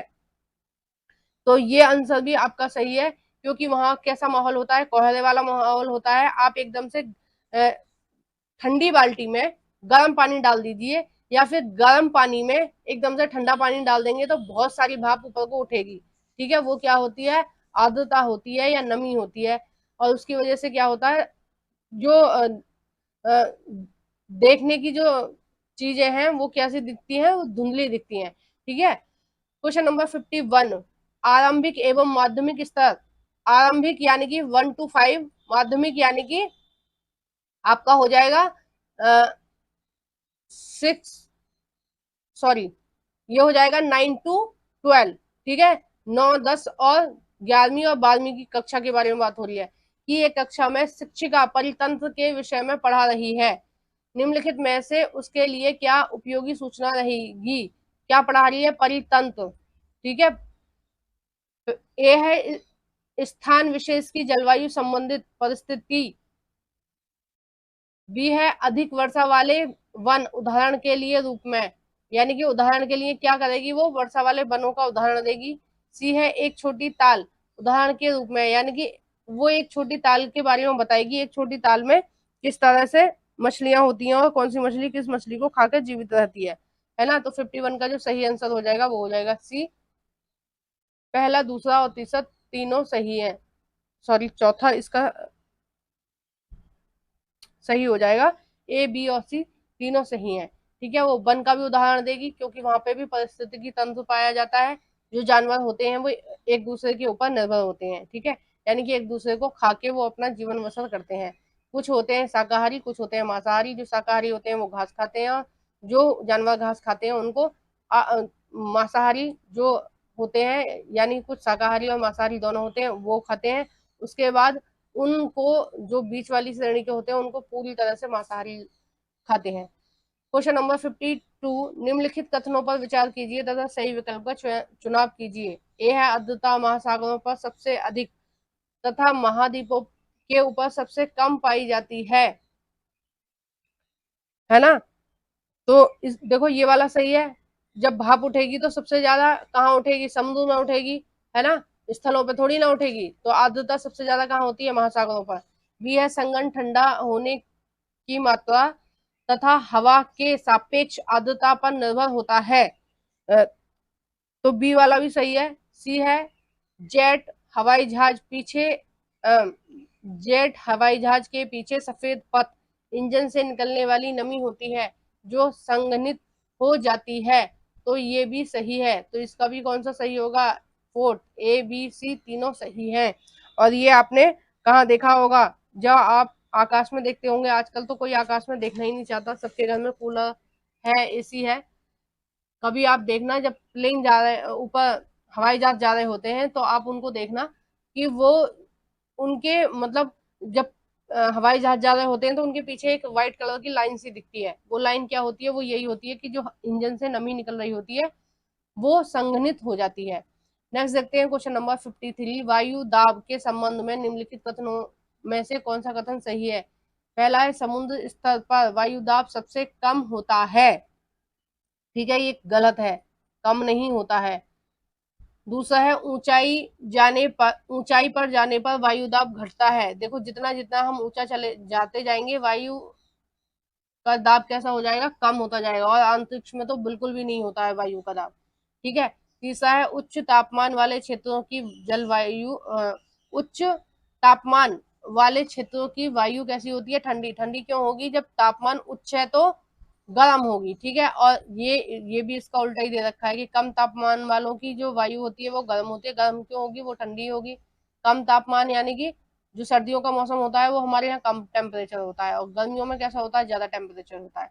क्वेश्चन नंबर 54, निम्नलिखित कथन ए, बी और सी पर विचार कीजिए तथा सही विकल्प का चुनाव कीजिए। ए है मानव बस्तियां इस बात को दर्शाती हैं कि किस प्रकार की मानव ने अपने वातावरण को अपने अनुकूल बनाया है, ठीक है। तो ये सही है, बी है एक आदर्श बसाव स्थान के चुनाव में प्राकृतिक दिशाओं का कोई योगदान नहीं होता, बिल्कुल गलत है। प्रकृति के हिसाब से ही लोग रहते हैं। बिल्कुल खड़े पहाड़ होंगे तो वहां पर थोड़ी ना लोग रहेंगे, ज्यादा गर्मी पड़ेगी वहां पे भी लोग नहीं रहेंगे। बिल्कुल बर्फ से ढके हुए क्षेत्र होते हैं वहां पे भी नहीं रहते। तो लोग कैसे रहते हैं, प्रकृति के हिसाब से रहते हैं। जहाँ पर अनुकूल परिस्थिति होगी, जहाँ पर बिजली सॉरी हवा पानी मिट्टी सब कुछ मिल रहा होगा, ठीक है, सुविधाएं मिलेंगी, वहीं पर ही लोग रहेंगे। सी है केवल जब मनुष्य ने फसलों को उगाना प्रारंभ किया तब उसके लिए स्थायी घर बनाना आवश्यक हो गया, बिल्कुल सही है, ठीक है, क्योंकि फसलों की देखरेख करने के लिए रहना पड़ता है, वहां पर रुकना पड़ेगा। तो ए और सी सही है, और बी आपका हो जाएगा गलत। नेक्स्ट देखते हैं क्वेश्चन नंबर 55, जल एक संसाधन के संबंध में निम्न में कथन ए, बी और सी को ध्यान से पढ़ते हुए सही विकल्प का चयन कीजिए। जल एक संसाधन, ठीक है, एक तरह से हमें जल के बारे में बात कर रहे हैं हम। जल क्या है, एक संसाधन है, उसके बारे में हमें ऑप्शन दिए हुए हैं। पहला ए, पृथ्वी पर जल ना बढ़ाया जा सकता है ना घटाया जा सकता है, बिल्कुल सही है। जल कैसा है, निश्चित है, ठीक है, और एक जल चक्र है, उसके माध्यम से ही जल चलता रहता है, ठीक है। कभी ग्लेशियरों पर, फिर कभी नदी में, फिर कभी समुद्र पर, फिर भाप बनकर फिर उड़ जाता है, और कहाँ बैठ जाता है, कुछ पहाड़ों पर बैठ जाता है, और कुछ पहाड़ों पर बर्फ जमा देता है, कुछ नमी, और कुछ क्या होती है, बारिश के रूप में आपके मैदानी भागों में मिलती है, ठीक है। बी है केवल 2.7% जल पृथ्वी का पानी मानव उपयोग के लिए है, तो ये वाला भी ऑप्शन सही हो जाएगा। सी है जल एक नवीकरणीय संसाधन है, तो बिल्कुल सही है। जल को आप कितना भी उपयोग करो खत्म नहीं होगा, क्योंकि जल जल का क्या है, चक्र है, लेकिन आपको सावधानी से यूज करना पड़ेगा, नहीं तो, क्योंकि हर चीज की एक लिमिट बनाई हुई है भगवान ने, तो उस लिमिट में उस दायरे में रहकर ही हमें हर चीज को यूज करना चाहिए। और हम क्या कर रहे हैं, हर चीज को यूज कम कर रहे हैं, दूषित ज्यादा कर रहे हैं, ठीक है। क्वेश्चन नंबर 56, प्रारंभिक स्तर पर एक शिक्षिका अपनी कक्षा में खनिजों के बारे में चर्चा करना चाहती है, निम्नलिखित में से किन उदाहरणों को उन्हें अपनी कक्षा में उपयोग में लाना चाहिए। किसके बारे में चर्चा कर रही है, खनिज के बारे में, ठीक है। ए है तांबा, बी है अभ्रक, सी है नमक, और डी है चूना पत्थर, ठीक है। तो खनिज की श्रेणी में ये सभी आते हैं, तो इसका जो सही आंसर हो जाएगा वो हो जाएगा 4, ठीक है। नेक्स्ट देखते हैं क्वेश्चन नंबर 47, दिए गए लक्षणों ए और बी के आधार पर फसलों की पहचान कीजिए। ए है इसके लिए गर्म एवं आर्द्र जलवायु और अप्रभावित अप्रवाहित दोमट मृदा की आवश्यकता होती है, ठीक है। तो नेक्स्ट है आपका बी, इस फसल की वृद्धि के लिए पर्वतीय ढाल अधिक उपयुक्त होता है। तो ये कौन सी फसल है, ये फसल है आपकी कॉफी की। इसके लिए क्या क्या चीज की जरूरत होती है, पर्वतीय ढाल की आवश्यकता होती है, ठीक है, पर्वतों पर होती है, और अपवाहित कैसी दोमट मिट्टी होती है, पहाड़ों पर दोमट मिट्टी ही पाई जाती है, ये अच्छी मिट्टी होती है जिसमें फसल बहुत अच्छे आराम से हो जाती है, ठीक है। गर्म और आर्द्र वाली, इसलिए कॉफी हमारे भारत में कहाँ होती है, सबसे ज्यादा कर्नाटक में ही होती है, ठीक है। क्वेश्चन नंबर 58, निम्नलिखित में से कौन सा विविधता की ओर संकेत करता है, विविधता की ओर संकेत करता है, इनमें से कौन सा कथन? ए है समान जातियों के परंतु विभिन्न स्थानों पर रहने वाले लोग अपनी ही जातियों के लोगों से शादी विवाह करते हैं। देखो तो ये नहीं हुआ ना, विविधता का मतलब हो गया कि कोई भी व्यक्ति किसी भी जाति या धर्म से शादी कर सकता है। ठीक है, और ये क्या कह रहे हैं कि एक ही जाति में शादी करनी है और एक ही स्थान पर रहने वाले। बी है एक ही क्षेत्र के छात्र परंतु विभिन्न जातियों से संबंध रखते हैं, स्कूल में पढ़ते हैं। बिल्कुल सही है, बहुत सारी पृष्ठभूमि से बच्चे आ रहे हैं और अलग अलग जाति और धर्म के हैं। सी है समान धार्मिक आस्था से संबंधित रखने वाले लोग एक ही क्षेत्र में रहते हैं। ठीक है, तो ये भी इसका आंसर नहीं होगा, क्योंकि इसमें क्या दे रखा है, समानता दे रखी है, एकता दे रखी है। ठीक है, विविधता नहीं दे रखी है। और ऑप्शन है डी, विभिन्न समुदायों को आवश्यकता की खाद्य सामग्री और कपड़े एक ही शॉपिंग क्षेत्र में उपलब्ध होते हैं। तो यहाँ भी क्या दे रखा है, भिन्न भिन्न चीजें दे रखी हैं एक साथ, तो बी और डी इसका सही हो जाएगा। नेक्स्ट देखते हैं क्वेश्चन नंबर 59, निम्नलिखित में से कौन सा चलन विविधता की स्वीकारता की ओर संकेत करता है? देखो यहाँ से ये क्या शुरू हो गई है, पेडागोजी शुरू हो गई है ना। तो पेडागोजी हम अगर आप लोग कमेंट करोगे तो नेक्स्ट वीडियो में देखेंगे। अभी क्या हम देख रहे हैं, कंटेंट से रिलेटेड क्वेश्चन आंसर देख रहे हैं। तो आइए हम देखते हैं अब 2024 के। ठीक है, 21 का हमने कंप्लीट कर लिया, 22 का हम कंप्लीट कर लिया, अब देखेंगे हम 2024 का, और हम पेडागोजी के क्वेश्चन नहीं देखेंगे। पेडागोजी के अगर आपको चाहिए तो आप कमेंट बॉक्स में कमेंट कीजिए, फिर पेडागोजी की भी मैं एक मैराथन डालूंगी। आइए शुरू देखते हैं 2024 का पेपर। 2021 और 2022 का हम प्रीवियस पेपर पहले ही कंप्लीट कर चुके हैं, अब चल रहे हैं हम 2024 पर। तो आइए देख लेते हैं। देखिए हम बहुत ज्यादा डिस्कशन नहीं करेंगे, मैं डिटेल में नहीं बताऊंगी चीजों को, क्योंकि अगर आपको डिटेल में देखना है तो इसी वीडियो के डिस्क्रिप्शन में मैंने सीटेट के प्रीवियस पेपर की लिंक डाली हुई है, ये वाला भी प्रीवियस पेपर डाला हुआ है 2024 वाला भी, तो आप वहां से क्लिक कर डिटेल में जान सकते हैं। अब देखिए क्वेश्चन है नंबर है 31, अभिकथन है ए और आर, कारण को ध्यान से पढ़ें। अभिकथन है ए, वर्ष 1960 में द्विभाषी बंबई प्रांत को मराठी और गुजराती भाषी लोगों के लिए दो अलग अलग राज्यों में बांटा गया। ठीक है, बिल्कुल सही है। कारण है आर, वर्ष 1962 में पंजाब का भी विभाजन दो भागों में हुआ। ये सही है, पंजाब का विभाजन कितने भागों में हुआ, दो भागों में हुआ। पंजाब पंजाबी भाषियों के लिए और हरियाणा हरियाणवी या हिंदी बोलने वालों के लिए हुआ था।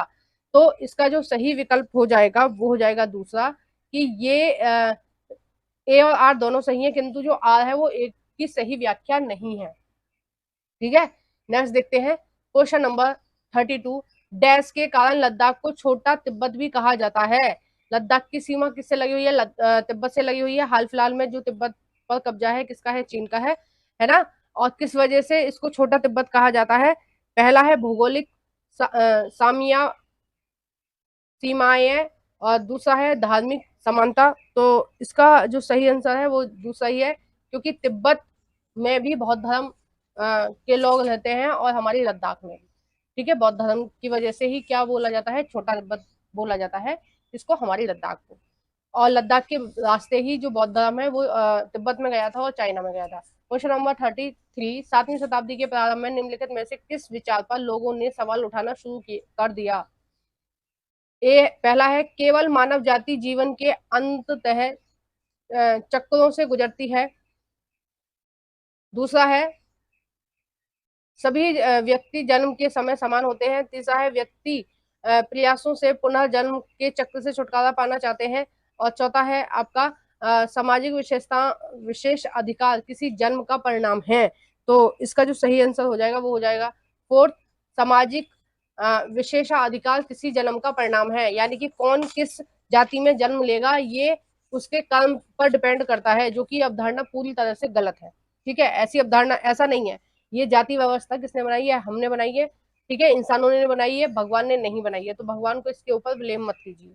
ठीक है, तो सीधा सीधा भगवान को ब्लेम हो गया ना, कि जो समाजी जो जातियां हैं वो जो जन्म है किसी भी जाति में किसके आधार पर होता है, वो कर्म के आधार पर होता है।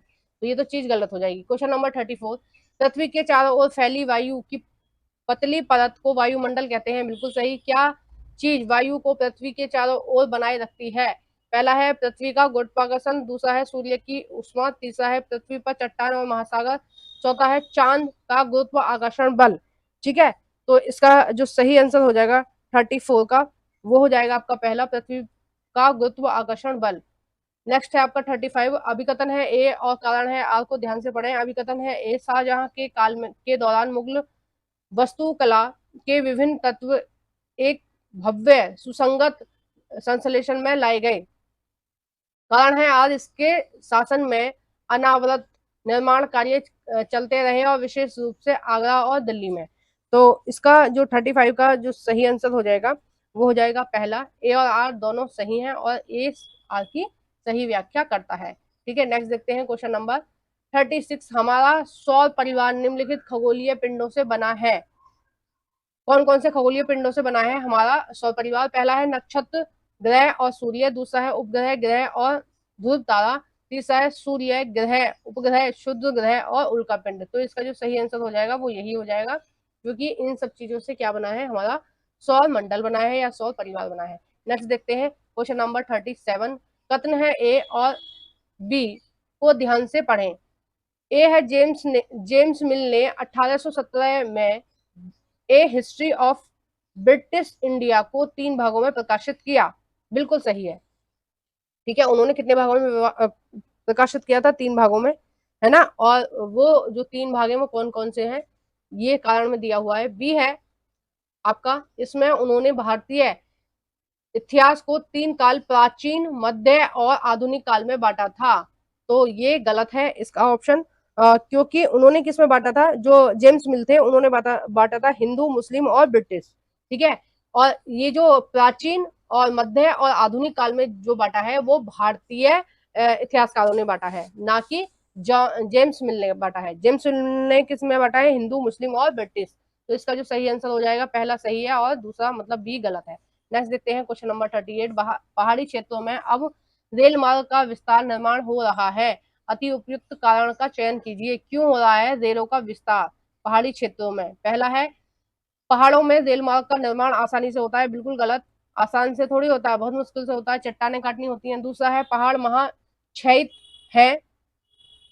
दूसरा है पहाड़ी लोग रेल मार्ग बना रहे हैं, वो नहीं बना रहे हैं, सरकार बना रही है। ठीक है, और कोई व्यक्तिगत चीज नहीं है ये, सरकार वगैरह रोड वगैरह ये तो सरकार ही बनाती है। और नेक्स्ट है आपका यही वाला सही आंसर होगा, क्योंकि जब तीनों गलत है तो ये वाला सही होगा। इससे संभव करने के लिए कि उन्नत प्रौद्योगिकी का विकास हुआ है। ठीक है, यानी कि प्रौद्योगिकी का विकास हो रहा है ताकि जो पहाड़ी लोग हैं उनको भी मूलभूत सुविधाएं मिल सके। कथन है, सॉरी, क्वेश्चन है 39, कथन है ए और आर को ध्यान से पढ़ें। ए है 1770 में बंगाल में एक भयानक अकाल ने लगभग 1 करोड़ लोगों को मार डाला। ठीक है, अब देखिए कारण क्या है। बी, इस अकाल में बंगाल की 1/3 आबादी खत्म हो गई। ठीक है, तो ये जो दोनों कथन है ये बिल्कुल सही है, यानी कि जो जितने लोग कोरोना में पूरे देश में भी नहीं मारे गए ना, पूरे देश में इतने लोग मरे नहीं है कोरोना में, उतने लोग एक महामारी में मारे गए थे, भुखमरी में मारे गए थे। कब? बंगाल में 1970 में, सॉरी 1770 में। ठीक है, और अंग्रेजों ने मेन जो ईस्ट इंडिया कंपनी थी उन्होंने बिल्कुल भी सहयोग नहीं किया था, और ऊपर से उन लोगों के साथ और ज्यादा अत्याचार किया था। तो और यहीं से उनको बंगाल के लोगों को लगा कि नहीं भाई हमें तो आजाद होना है, और ये जो अंग्रेज हैं ये हमारा फायदा उठा रहे हैं।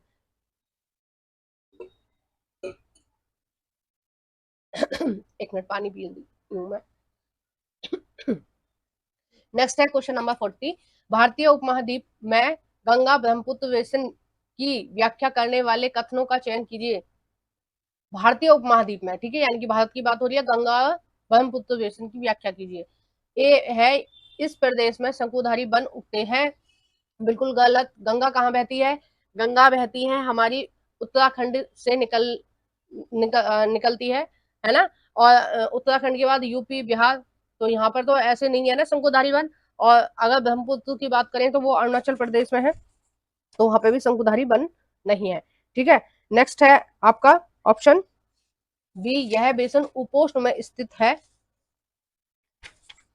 तो इसका ये वाला जो ऑप्शन है ये आपका सही होगा कि ये किस में स्थित है, उपोष्ण में स्थित है। ठीक है, क्योंकि ये कर्क रेखा से ऊपर ऊपर हैं दोनों नदियां जो बहती हैं, दोनों नदियां गंगा और ब्रह्मपुत्र, और ये कर्क रेखा से ऊपर ऊपर है। और अगर ऊपर वाला भाग देखेंगे तो आप उपोष्ण वाला भाग होता है, जहाँ उपोष्ण वाला भाग होता है वो कौन सा स्थान होता है, जहाँ शीतोष्ण और उष्ण कटिबंधीय दोनों जो जलवायु होती है वो मिल रही होती है। ठीक है, या फिर दोनों की ही खूबियां यहाँ पर पाई जाती हैं। सी है, इस क्षेत्र की जलवायु मुख्यतः मानसूनी होती है। और डी है, बेसन क्षेत्र में विभिन्न प्रकार की स्थलाकृति होती हैं। देखो बेसन अगर आप नहीं जानते हो तो मैं बता देती हूँ, कोई नदी और उसकी सहायक नदियां जिस स्थान पर बहती हैं उस स्थान को हम क्या बोलते हैं, उस नदी के नाम से बोलते हैं गंगा बेसिन या यमुना बेसिन। गंगा की सहायक नदियां, यमुना और यमुना की सहायक नदियां मिलकर क्या बनाती हैं, बेसिन बनाती है। ठीक है, अब देखिए लास्ट हमने पढ़ लिया कि बेसिन क्षेत्र में विभिन्न प्रकार की स्थलाकृतियां हैं। तो इसका जो सही आंसर हो जाएगा 40 का, वो हो जाएगा दूसरा, बी, सी और डी सही है। नेक्स्ट देखते हैं क्वेश्चन नंबर 41। स्त्री पुरुष तुलना नामक पुस्तक की रचना निम्नलिखित में से किस सुधारक द्वारा की गई थी? पहला है पंडिता रमाबाई, दूसरा है वीरेशलिंगम पंतलू, और तीसरा है ताराबाई शिंदे, और चौथा है आपका ईवी रामा स्वामी न्यायकर। तो इसका जो सही आंसर हो जाएगा ये हो जाएगा तीसरा, ताराबाई शिंदे। और ये एक बहुत ही अच्छी महिला थी और समाज के लिए इन्होंने बहुत कुछ किया, मेन समाज की महिलाओं के लिए। ठीक है, और इस पुस्तक में इन्होंने यही बताया कि महिला और पुरुष कैसे होने के लिए समाज को कैसा सोचना चाहिए, समान सोचना चाहिए, जबकि महिलाओं के साथ अत्याचार होता है केवल इसलिए क्योंकि वो महिलाएं हैं। ठीक है, नेक्स्ट देखते हैं क्वेश्चन नंबर 42। गेहूं एवं जौ जैसी फसलें उगाने के सर्वप्रथम साक्ष्य निम्नलिखित में से किस स्थान पर मिले हैं? सही विकल्प का चयन कीजिए। पहला है गोरो हिल्स यानी कि गोरो की पहाड़ियां, गारो की पहाड़ियां। दूसरा है मालाबार की पहाड़ियां। तीसरा है सुलेमान और किर्थर हिल्स यानी पहाड़ियां। चौथा है नीलगिरी हिल्स यानी पहाड़ियां। ठीक है, तो इसका जो सही आंसर हो जाएगा 42 का, वो हो जाएगा 3, सुलेमान और किर्थर की पहाड़ियां। ये कहाँ है, ये आपके पाकिस्तान में है। क्वेश्चन नंबर 43, अभिकथन है ए, रूढ़िबद्ध धारणाएं लोगों को ऐसे काम करने से रोकती है जिसमें वे अच्छे हैं। ठीक है, यानी कि रूढ़िबद्ध धारणा क्या होती है, हम पहले से किसी व्यक्ति के लिए ये धारणा बना लें कि ये व्यक्ति गलत है या सही है, या फिर हम ये धारणा बना लें कि ये इंटेलिजेंट है, ये बेवकूफ है। हम मतलब उस व्यक्ति की पर्सनैलिटी को जाने बिना हम खुद ही ये बोल दें कि ये व्यक्ति ऐसा है। ठीक है, ये क्या है कि हमको वो सही काम करने से रोकती है रूढ़िबद्ध धारणाएं, क्योंकि हमने बना रखा है पहले से ही कि ये व्यक्ति बेवकूफ है। ठीक है, चाहे वो कितना ही इंटेलिजेंट है, लेकिन हमने अपने दिमाग में बना रखा है। तो ये क्या हो रहा है कि कोई भी अच्छा काम है उसको करने से हमें रोक रही है वो। तर्क है आ, रूढ़िबद्ध धारणाएं हमें व्यक्ति को अनोखे गुण और कौशलों को देखने से रोकती हैं तथा उन्हें एक ही प्रकार के सांचे में जड़ देती हैं। तो इसका जो सही आंसर हो जाएगा 43 का, वो हो जाएगा आपका पहला ही, कि ए और आर दोनों सही हैं, और जो आर है वो एक ही सही व्याख्या करता है। नेक्स्ट देखते हैं 44। देखिए, अगर आपको डिटेल में कुछ भी देखना है तो इसी मैराथन के डिस्क्रिप्शन में मैंने सी टेट के प्रीवियस पेपर की लिंक दे रखी है। ये सारे क्वेश्चन मैंने बहुत डिटेल में कराए, मैप से समझाए, तो प्लीज आप उस पर क्लिक करके बाकी जितने भी प्रीवियस पेपर हैं, जो भी आप प्रीवियस पेपर देखना चाहते हैं उसको देख सकते हैं। ठीक है, नेक्स्ट है क्वेश्चन नंबर 44। निम्नलिखित में से वायुमंडल में अधिकांश निम्नलिखित कौन सी दो गैस है? अधिकांश कौन सी दो गैस है, मतलब सबसे ज्यादा मात्रा में कौन सी दो गैस पाई जाती है? पहला है आपका नाइट्रोजन, दूसरा है hydrogen. Option number 2 carbon dioxide और ऑक्सीजन। ऑप्शन नंबर 3 नाइट्रोजन और ऑक्सीजन। और ऑप्शन नंबर 4 है ओजोन और हीलियम। तो इसका जो सही आंसर हो जाएगा वो हो जाएगा आपका ऑप्शन नंबर 3, नाइट्रोजन और ऑक्सीजन। पहले नंबर पर 78% कौन है, नाइट्रोजन, और 71% लगभग, मैं बता रही हूँ एग्जैक्ट नहीं बता रही हूँ, और लगभग 21% क्या है आपकी ऑक्सीजन। नेक्स्ट देखते हैं क्वेश्चन नंबर 45। कथन है ए और बी को ध्यान से पढ़ें। ए है, वेद समाज की स्थापना 1864 ईस्वी में मद्रास में हुई। बी है, वेद समाज आर्य समाज से प्रेरित था। तो इसका जो सही आंसर हो जाएगा वो हो जाएगा तीसरा, ये बिल्कुल सही है। ए सही है परंतु बी गलत है। अब देखिए बी क्यों गलत है, क्योंकि ये ब्रह्म समाज से प्रेरित था, ना कि आर्य समाज से। वेद समाज से प्रेरित था, ब्रह्म समाज से, क्योंकि ब्रह्म समाज के ही कुछ लोग टूटकर किसमें आ गए थे, वेद समाज में। ठीक है, नेक्स्ट देखते हैं क्वेश्चन नंबर 46। वर्ष 1929 में बाल विवाह निषेध अधिनियम पारित किया गया। इस अधिनियम के अनुसार पुरुष और महिला के लिए शादी की न्यूनतम आय क्रमशः कितनी रखी गई। अब देखिए जो ये बाल विवाह वाला जो अधिनियम आया था, उस समय जो लड़की और लड़के की उम्र कितनी रखी गई थी, वो इस क्वेश्चन में पूछा गया है। तो उस समय जो लड़का था, उसकी जो उम्र थी वो थी 21 वर्ष। ठीक है, और लड़की की उम्र कितनी थी, 18 वर्ष। ठीक है, आइए नेक्स्ट देखते हैं।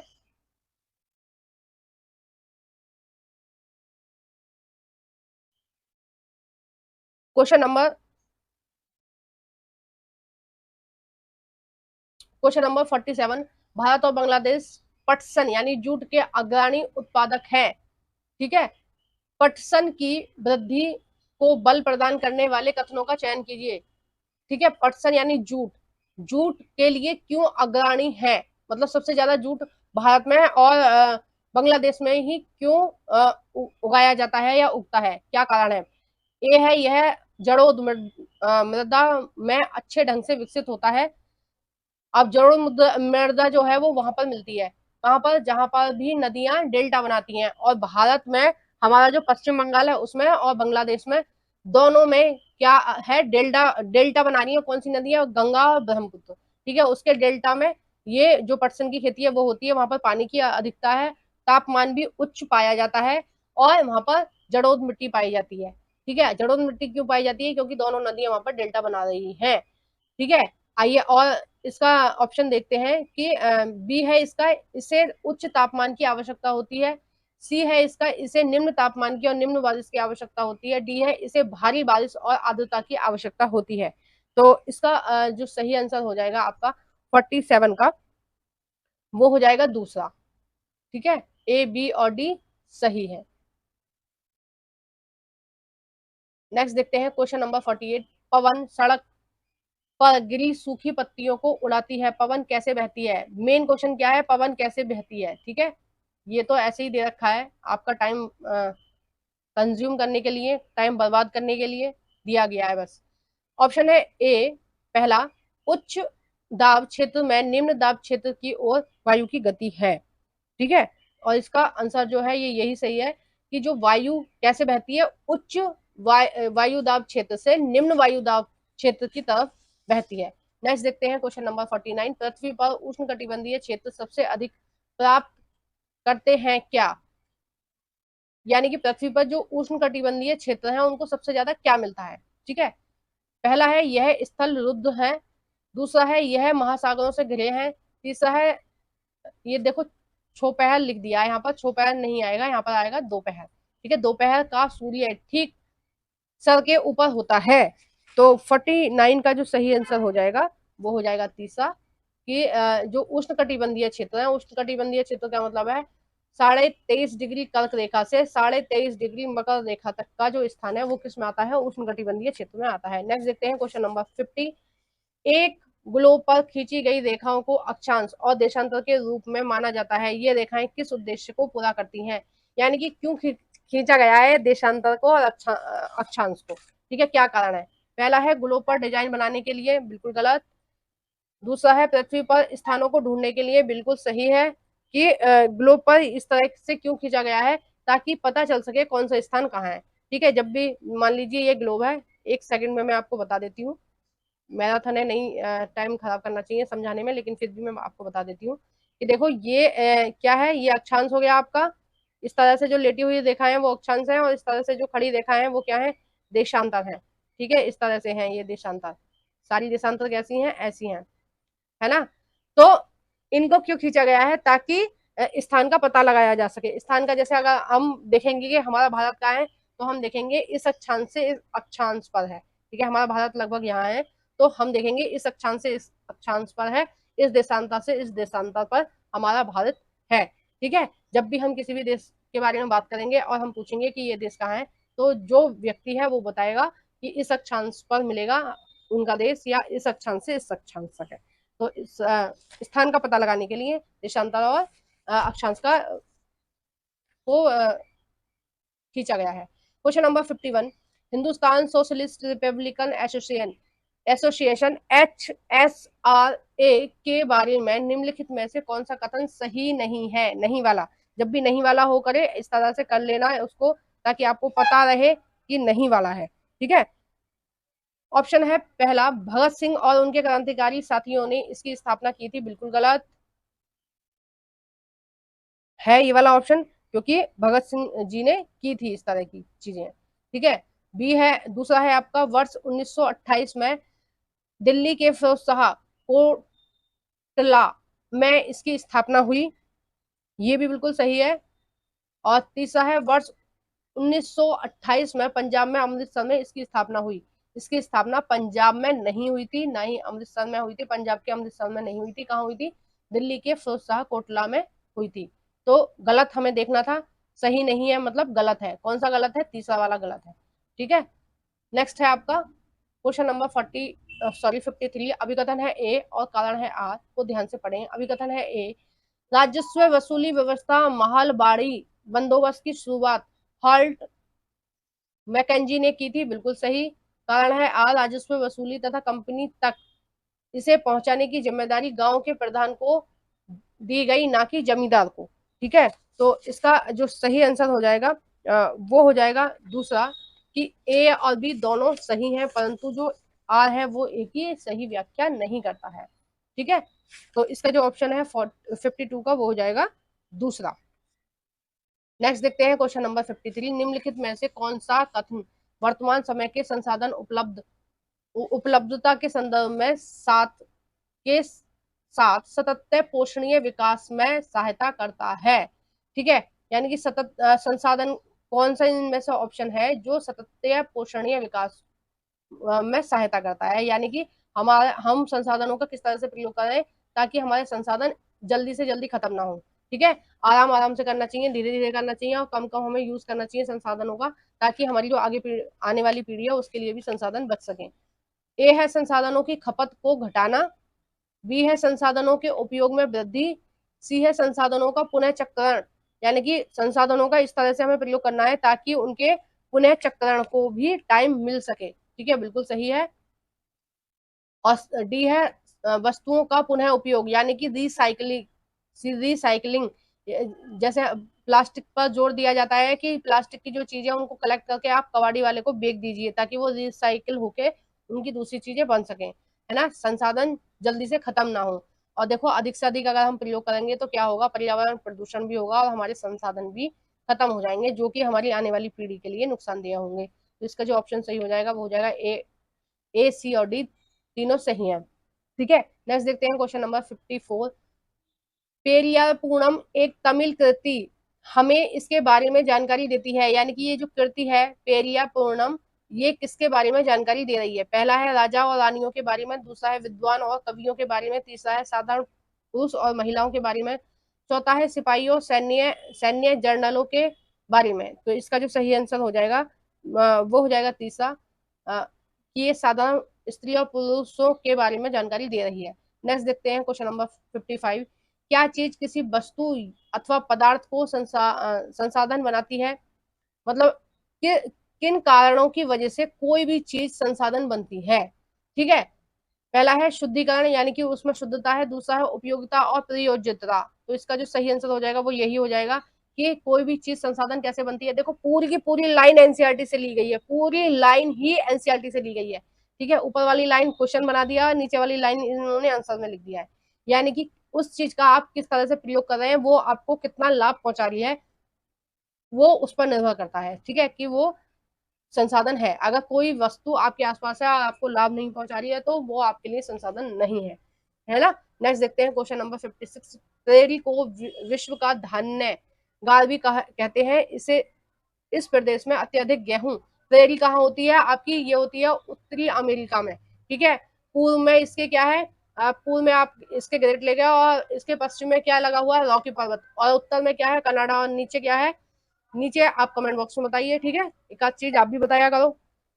इस प्रदेश में अत्यधिक गेहूं के उत्पादन में सहायक परिस्थितियों का चुनाव कीजिए। मतलब क्या कारण है कि प्रेरी में सबसे ज्यादा क्या होता है, धान्यगार है, यानी कि बहुत ज्यादा वो होता है, गेहूं, चावल, मक्का, ये सारी चीजें होती है। क्यों होती है, अनाज क्यों पैदा होता है? पहला है ए, यहाँ लोग प्रौद्योगिकी का उपयोग नहीं करते हैं। गलत, बहुत ज्यादा प्रौद्योगिकी का उपयोग होता है। वहां के किसान किसानों की तरह काम नहीं करते। वहां के किसान कैसे काम करते हैं, उद्योगपतियों की तरह। ठीक है, किसानों के पास वो भी होते हैं, हवाई जहाज भी होते हैं, उनसे वो बारिश करके अच्छे से अच्छी फसलें उगा लेते हैं। बी है, यहाँ लोग बहुत परिश्रमी होते हैं। ये बात बिल्कुल सही है, किसान लोग हैं, परिश्रमी है, तभी वहां पर ज्यादा से ज्यादा फसल उगाई जाती है। सी है, कृषि की वैज्ञानिक विधियों का यहाँ प्रयोग किया जाता है। जितनी भी खेती होती है वो पूरी किसके माध्यम से होती है, मशीनों के माध्यम से होती है।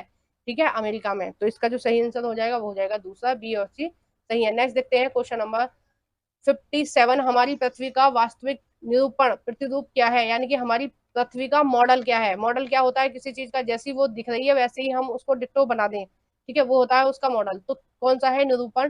पहला है मानचित्र, दूसरा है उपग्रह से प्राप्त चिन्ह, तीसरा है रग्बी गेंद और चौथा है ग्लोब। तो ग्लोब बिल्कुल वैसे ही बनाई गई है जैसे हमारी पृथ्वी वास्तव में है। नेक्स्ट है क्वेश्चन नंबर 58। अभिकथन है ए और कारण है आर, को ध्यान से पढ़ें। अभिकथन है ए, जनजातियों की सांस्कृतिक परंपराएं जिनमें उनकी भाषा और संगीत भी शामिल है, बहुत समृद्ध और विशिष्ट होती हैं। कारण है आर, मतलब क्या कारण है कि इस तरह की चीजें हैं। जमीन, जंगल, घास के मैदान और पानी भरे कुनबे की संपत्तियां मानी जाती हैं। ठीक है, और जिनका उपयोग सभी के लिए जिनका उपयोग सभी मिलजुल कर करते हैं। तो इसका जो 58 का जो सही आंसर हो जाएगा वो हो जाएगा दूसरा, कि ए और बी कथन सही है, लेकिन जो कथन आर है, मतलब ए और आर दोनों सही है, पर जो कथन आर है वो एक ही सही व्याख्या नहीं कर रहा है। क्योंकि कथन आर में क्या बोला गया है कि वो क्यों समृद्ध है, क्योंकि वहाँ की परंपराएं और वहाँ की जो भाषा है और वो सारी जो चीजें हैं वो बहुत ही ज्यादा विशिष्ट है, जबकि यहाँ कुछ और बोला गया है। तो इसी की व्याख्या यहाँ करनी चाहिए थी। नेक्स्ट देखते हैं क्वेश्चन नंबर 59। वे बीमारियां जो एक व्यक्ति से दूसरे व्यक्ति को जल, भोजन और वायु इत्यादि से फैलती हैं उन्हें कहते हैं, उन्हें क्या बोलते हैं? उन्हें बोलते हैं संचारणीय बीमारियां। क्या, कौन सी बीमारियां बोलते हैं? उन्हें बोलते हैं संचारणीय बीमारियां। ठीक है, और इस वीडियो का ये लास्ट क्वेश्चन है, क्वेश्चन नंबर 60। Question number 60। अभिकथन है ए और कारण है आर, को ध्यान से पढ़ें। अभिकथन है ए, दादा भाई नौरोजी जो कि भारतीय राष्ट्रीय कांग्रेस के बड़े नेता थे, कभी भी भारतीय राष्ट्रीय कांग्रेस के अध्यक्ष नहीं बने। तो ये कथन है गलत, क्योंकि वो कितनी बार बने थे? वो बने थे हमारे 3 बार। ठीक है, कितने टाइम बने थे? वो 3 टाइम बने थे कांग्रेस के सदस्य। कारण है आर, कारण है आर, वह व्यवसायी और प्रचारक थे, बिल्कुल सही है। वे लंदन में रहते थे, वो भी सही है। और वह कुछ समय के लिए ब्रिटिश संसद के सदस्य भी रहे। तो इसका जो सही आंसर हो जाएगा वो हो जाएगा फोर्थ। ए गलत है परंतु आर सही है। ठीक है, और दादा भाई नौरोजी ने ही बताया था कि इंग्लैंड क्या कर रहा है, बहुत बड़ी मात्रा में भारत से धन का निष्कासन कर रहा है, यानी कि भारत से बहुत सारे धन को ले जा रहा है गलत तरीके से, और जिससे क्या हो जाएगा, भारत पूरी तरह से खाली हो जाएगा, भारत में भुखमरी, बेरोजगारी ये सब बढ़ जाएगी, है ना। तो आपको मेरी मैराथन कैसी लगी है प्लीज कमेंट बॉक्स में बताइए, और वीडियो को लाइक करना बिल्कुल नहीं भूलना है, वीडियो को प्लीज लाइक कर देना। ठीक है, हाथ जोड़कर निवेदन है, बहुत मेहनत करी है मैंने इसको वीडियो को रिकॉर्ड करने में, तो प्लीज आप वीडियो को लाइक करके जाना। अगर आप मेरे चैनल पर नए हो तो प्लीज चैनल को सब्सक्राइब कर लेना। ठीक है, और बेल आइकन को प्रेस करके रखना, क्योंकि इस तरह की 2-4 वीडियो आएंगी आपको, आपके लिए, तो वो आपकी सीटेट के पेपर के लिए बहुत ज्यादा हेल्पफुल होंगी। और जो भी फ्रेंड आपकी सीटेट की तैयारी कर रहे हैं उन सभी को इस मैराथन वीडियो को सेंड कर देना, शेयर कर देना, क्योंकि उनकी भी हेल्प अच्छे से हो जाएगी सीटेट के पेपर के लिए। ठीक है, और अगर आपको पेडागोजी की भी इस तरह की मैराथन चाहिए 2021, 2022 और 2024 के पेपर की, तो प्लीज आप कमेंट बॉक्स में लिखिए, मैं आपको पेडागोजी की भी दूंगी। ठीक है, thank you for watching everyone.